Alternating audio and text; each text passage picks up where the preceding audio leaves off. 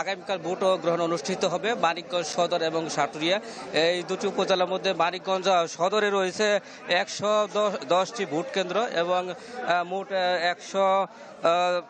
739টি vote কক্ষ রয়েছে এবং সাটুরিয়া রয়েছে 60টি কেন্দ্র এবং ভোট কক্ষ রয়েছে অস্থায়ী 361 এবং 77টি রয়েছে অস্থায়ী এবং 361টি রয়েছে স্থায়ী ভোট কক্ষ। সব মিলে 438টি ভোট কক্ষ রয়েছে।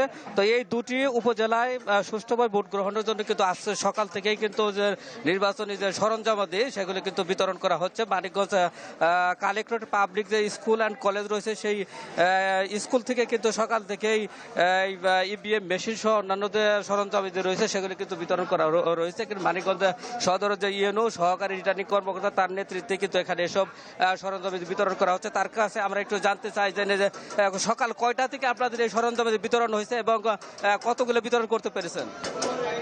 সকাল 9টা থেকে আমাদের এই কার্যক্রমটি শুরু হয়েছে। আমরা ইতিমধ্যে 50টির অধিক ভোট কেন্দ্রের মালামাল আমরা হস্তান্তর করেছি। আশা করি এগুলো মোটামুটি আধা ঘন্টার মধ্যে নিজ নিজ ভোট কেন্দ্রে পৌঁছে যাবে, আর বাকিগুলো আমাদের প্রক্রিয়াধীন আসছে। আশা করি মোটামুটি আর 1 ঘন্টার মধ্যে বাকিগুলো আমরা বিতরণ করতে সমর্থ হব।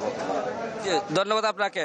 হ্যাঁ, মোর্চারে আমরা শুনছিলাম যে সুষ্ঠুভাবে ভোট গ্রহণের জন্য কিন্তু যে নির্বাচনী কেন্দ্র রয়েছে, ভোট কক্ষ রয়েছে, সেখানে কিন্তু ম্যান পাওয়ার সহ নির্বাচনী সরঞ্জাম বিতরণ করা হচ্ছে। ওয়ালটন এসিতে ইনস্টলেশন একদম ফ্রি।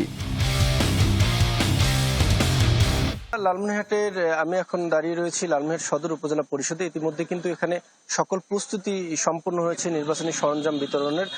এখানে যারা দায়িত্বপ্রাপ্তরা রয়েছেন তারা নির্বাচনী সরঞ্জামাদি বিভিন্ন বাক্স থেকে শুরু করে বিভিন্ন যে সরঞ্জামাদি রয়েছে সেগুলো কিন্তু প্রস্তুতি রেখেছেন এবং তারা অপেক্ষা করছেন প্রিজাইডিং অফিসাররা এবং কেন্দ্রে কেন্দ্রে দায়িত্বপ্রাপ্ত যারা রয়েছেন তারা আসলে কিন্তু তারা এগুলো বিতরণ শুরু করবেন।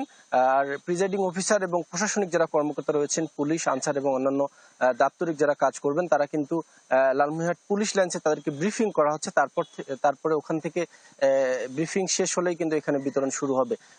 তথ্য একটু জানিয়ে রাখি যে এই লালমনিরহাট সদর উপজেলা পরিষদ নির্বাচন আগামীকাল অনুষ্ঠিত হবে। এখানে কিন্তু 2 জন রয়েছেন চেয়ারম্যান পদপ্রার্থী, পুরুষ অর্থাৎ ভাইস চেয়ারম্যান পদপ্রার্থী রয়েছেন 6 জন এবং মহিলা ভাইস চেয়ারম্যান পদে 2 জন প্রতিদ্বন্দ্বিতা করছিলেন। ইন্দ্রাণী ভট্টাচার্য নামে একজন, তিনি কিন্তু প্রতিদ্বন্দ্বিতা প্রার্থীতা প্রত্যাহার করে নেয়, কিন্তু আরেকজন রয়েছেন তাকে বিনা প্রতিদ্বন্দ্বিতায় নির্বাচিত ঘোষণা করেছে নির্বাচন কমিশন। সব মিলিয়ে নির্বাচন কমিশন থেকে সার্বিক যে প্রস্তুতি রয়েছে প্রশাসনিক সেগুলো কিন্তু সম্পন্ন করা হয়েছে।